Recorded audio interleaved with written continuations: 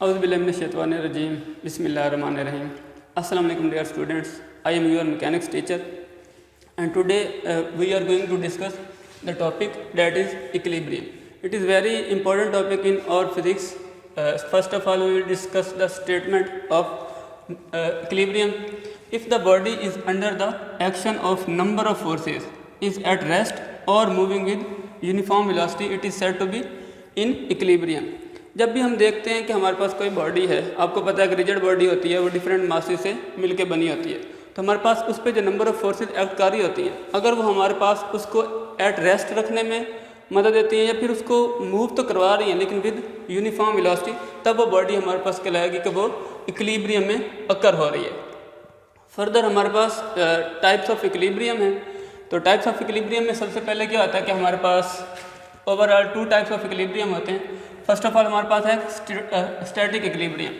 Static equilibrium नाम से ही जाहिर है कि स्टैटिक का मतलब होता है साकिन, रुका हुआ, ठहरा हुआ। किसी भी आप रिलेटिव मोशन में देख लें, कोई बॉडी ठहरी होती है, रुकी होती है, या किसी भी स्टेट ऑफ मोशन में हम कह सकते हैं कि कोई बॉडी हमारे पास क्या स्टेट ऑफ रेस्ट में पाई जा रही है, तब हमारे पास जो इक्विलिब्रियम होगा वो हमारे पास स्टैटिक इक्विलिब्रियम होगा। If a body is at rest, कोई बॉडी रेस्ट पे होती है तो जाहिर सी बात है कि हमारे पास उसकी वेलोसिटी क्या होगी, ज़ीरो होगी, और उसका एक्सेलरेशन भी क्या होगा, हमारे पास ज़ीरो होगा।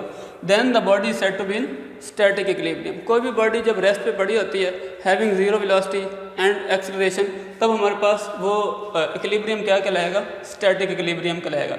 यहाँ पे हम एग्जांपल से इसको ज़्यादा ब्रीफली एक्सप्लेन कर सकते हैं कि हमारे पास जब भी हम देखते हैं कि कोई बुक हमारे पास टेबल के ऊपर पड़ी होती है, उसमें हमारे पास क्या हो रहता है कि एक एक्शन की फोर्स बुक लगा रही होती है टेबल के ऊपर, तो उससे क्या होता है कि हमारे पास रिएक्शन की उतनी ही फोर्स टेबल भी लगा रहा होता है बुक के ऊपर, जिसकी वजह से वो उसको उठाया होता है।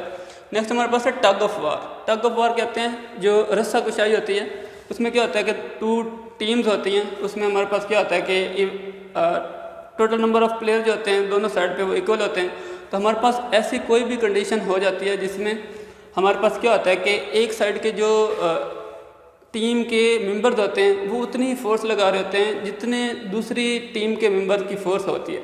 इसमें क्या होता है कि हमारे पास वो जो रस्सा होता है, वो जो रोप होती है, वो क्या होती है, इक्विलिब्रियम में आ जाती है, ना वो इधर जाती है ना ही वो उधर जाती है। तो हमारे पास क्या होता है, वो स्टैटिक इक्विलिब्रियम हमारे पास वहाँ पर क्रिएट हो जाता है।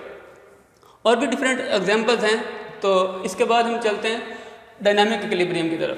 डायनामिक इक्विलिब्रियम हमारे पास क्या होता है, डायनामिक नाम से ही जाहिर है कि हमारे पास डायनामिक मोशन ऐसा होता है जिसमें हम क्या करते हैं कि मोशन के बारे में पढ़ते हैं, मोशन ऑफ डिफरेंट बॉडीज़ के बारे में। डायनामिक मोशन ऐसा मोशन होता है जिसमें हम डिफरेंट बॉडीज़ का मोशन तो स्टडी आउट कर ही रहे होते हैं, बट विद रीज़न कि इसकी रीज़न क्या है, किस वजह से चीज़ कोई भी मोशन में आ रही है। तो हमारे पास सेकंड है हमारे पास डायनामिक इक्विलिब्रियम। तो इसकी हमारे पास जो स्टेटमेंट है वो ये है कि if a body is moving with uniform velocity और rotating with angular velocity, then the body is said to be in dynamic equilibrium. Simple सी बात है कि हमारे पास कोई भी बॉडी है, अब वो मोशन में है, हम उसको किसी भी तरह से किसी भी फोर्स के थ्रू हमने क्या किया, उसको मोशन में लेके आए। अब वो बॉडी अगर लीनियर वेलोसिटी के साथ मूव कर रही है, लेकिन वो वेलोसिटी जो होनी चाहिए मस्ट हमारे पास यूनिफॉर्म होनी चाहिए। अब यूनिफॉर्म वेलोसिटी से मूव कर रही हो या फिर वो अपने ही एक्सिस के गिर्द रोटेट करते हुए आगे मोशन में हो, लेकिन जो वो एंगुलर वेलोसिटी अचीव कर रही होगी उसको भी कांस्टेंट होना पड़ेगा। अब हमारे पास ऐसी कोई भी बॉडी जो यूनिफॉर्म लीनियर वेलोसिटी से या रोटेट कर रही हो विद यूनिफॉर्म एंगुलर वेलोसिटी से, तब हमारे पास जो इक्विलिब्रियम क्रिएट होता है हम उसको डायनामिक इक्विलिब्रियम का नाम देते हैं।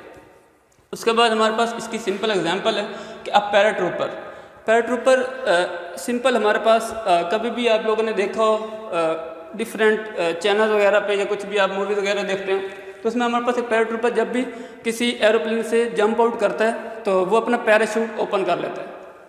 पैराशूट ओपन करते ही वो जब वो नीचे आ रहा होता है तो हमारे पास जो ग्रेविटी की फोर्स होती है वो एक्ट करती है उसके डाउनवर्ड आपके पास। उसके अलावा हमारे पास जो एयर फ्रिक्शन होती है वो उसी पैराशूट के ऊपर अपवर्ड उस पर डायरेक्ट हो रही होती है। अब हमारे पास एक ऐसा वक्त आता है जब हमारे पास जो फोर्स ऑफ ग्रेविटी होती है और जो एयर की फ्रिक्शन होती है अपवर्ड डायरेक्शन में जो opposite to the force of gravity लग रही होती है वो इक्वल हो जाती है।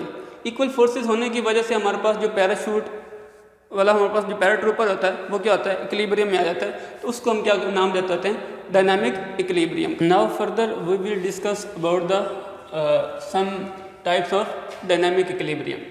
Types of dynamic equilibrium में हमारे पास further 2 types of dynamic equilibrium है. First हमारे पास आती है ट्रांसलेशनल इक्विलिब्रियम. ट्रांसलेशनल नाम से ही जाहिर है, ट्रांस मुराद होता है एक जैसा, सेम. ट्रांसलेशन मोशन में हमारे पास क्या होगा कि एक body, when a body is moving with uniform linear velocity, तो कोई भी बॉडी जब हमारे पास यूनिफॉर्म लीनियर वेलोसिटी से मूव कर रही होगी तो फर्दर लाजिम बात है कोई भी वेलोसिटी में चेंज नहीं आ रही होती, तो इससे हमारे पास क्या होता है, there will be no linear acceleration in that body. तब हमारे पास वही बॉडी क्या कहलाएगी, said to be in translational equilibrium.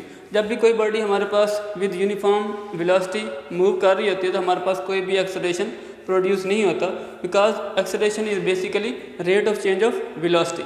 सो हमारे पास वो बॉडी क्या कहलाएगी, इन ट्रांसलेशनल इक्विलिब्रियम. नेक्स्ट हमारे पास इसी की सेकंड जो टाइप है डायनामिक इक्विलिब्रियम की, वो हमारे पास है रोटेशनल इक्विलिब्रियम. रोटेशनल इक्विलिब्रियम में हमारे पास क्या होता है कि एक body, when a body is moving with uniform angular velocity, there is no angular acceleration, then the body is said to be in rotational equilibrium. हम ये कह सकते हैं कि हमारे पास अब बॉडी क्या होती है कि अपनी स्पिन के एक्सिस के अराउंड ही वो रोटेट करते हुए फर्दर मोशन करते हुए जा रही है. तो इसमें हम क्या कहते हैं कि हमारे पास वो बॉडी मस्ट है कि वो यूनिफॉर्म एंगुलर वेलोसिटी से मूव कर रही हो. अब यूनिफॉर्म एंगुलर वेलोसिटी से वो मूव कर रही होगी तो there will be no angular acceleration in that body. So हम क्या कह सकते हैं कि वही बॉडी अब हमारे पास किस में है, रोटेशनल इक्विलिब्रियम के अंदर है. फर्दर इसी हमारे पास जो मेन टॉपिक है इक्विलिब्रियम, उसी के रेलिवेंट आगे हमारे पास जो सिंपल फोर्सेज किसी भी बॉडी पे एक्ट कर रही होती हैं उसके मुताबिक हमारे पास नाम हम देते होते हैं कोप्लेनर फोर्सेज का. को से मुराद होता है एक, प्लेनर से मुराद एक प्लेन. मतलब नाम से ही जाहिर है कि हमारे पास ऐसी फोर्सेज जो किसी एक सेम प्लेन के अंदर, कॉमन प्लेन के अंदर लाई कर रही होंगी, अकर कर रही होंगी, लग रही होंगी, हम उनको क्या कहते होते हैं, कोप्लेनर फोर्सेज. डेफिनेशन यहाँ पे लिखी है कि if all the forces are acting in a common plane then such forces are called coplanar forces. यहाँ पे मैंने एक डायग्राम ड्रा कर दी है. इसमें हमारे पास एक एक्स वाई प्लेन है, इसके अंदर नंबर ऑफ फोर्सेज हमारे पास टोटल 8 हैं. अब हमारे पास 6 फोर्सेज को मैंने अपवर्ड डायरेक्शन में बनाया, 2 को डाउनवर्ड में बनाने का मकसद बस सिर्फ ये बताने का है कि ज़रूरी नहीं है कि इस प्लेन के अंदर सारी की सारी फोर्सेज की जो डायरेक्शन है वो सेम ही रहे. ये ज़रूरी नहीं है, मस्ट कंडीशन नहीं है कि हमारे पास जो फोर्सेज की डायरेक्शन हो एक जैसी हो. कुछ फोर्सेज इस तरफ भी एक्ट कर सकती हैं, इस तरफ भी एक्ट कर सकती हैं, इस तरफ भी, इस तरफ भी, जिस तरफ उनकी मर्जी हो. लेकिन हमारे पास उन फोर्सेज का मस्ट अकर होना या लाई होना किसमें, इसी एक्स वाई प्लेन के अंदर है. तब भी वो हमारे पास क्या होंगी, कोप्लेनर कहलाएंगी, अदरवाइज वो नॉन कोप्लेनर हो जाएंगे. तो ये वाला पहला टॉपिक हमारा यहाँ पे ख़त्म हो जाता है. उम्मीद करता हूँ कि आपको अच्छे से समझ आ गई होगी. अल्लाह हाफिज़.